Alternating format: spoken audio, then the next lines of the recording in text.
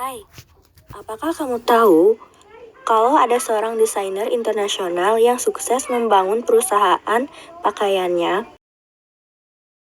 Desainer tersebut adalah Calvin Richard Klein, lahir 19 November 1942, adalah seorang perancang busana yang berasal dari Amerika Selatan.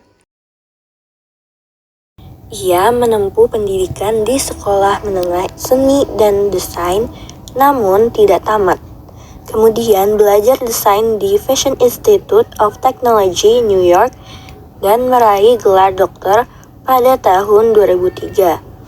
Pada tahun 1962, ia bekerja magang di pabrik pakaian dan Milstein dan mulai merancang busana untuk toko-toko pakaian di New York.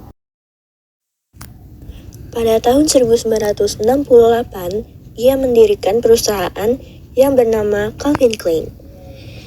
Ia mendirikan perusahaan tersebut bersama teman masa kecilnya yang bernama Barry K. S.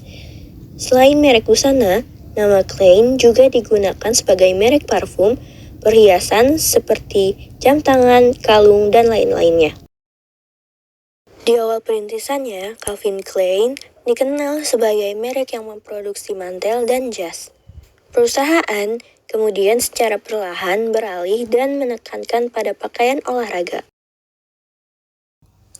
Dengan berbagai karya inovatif yang dihasilkan, Calvin Richard Klein berhasil meraih beberapa penghargaan.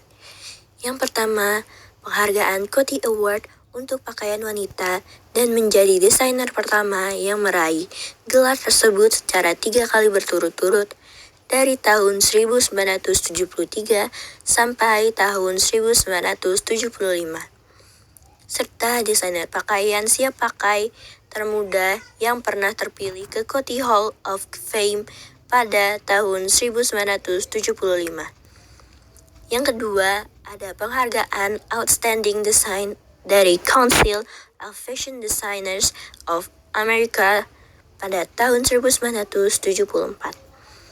Yang ketiga, ada penghargaan International Best Dressed List pada tahun 1983.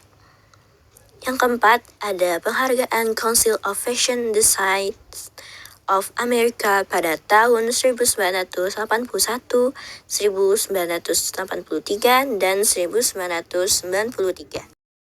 Merupakan kisah perjalanan inspiratif seorang desainer yang menciptakan jejaknya dalam industri fashion dengan gaya minimalis dan inovatifnya.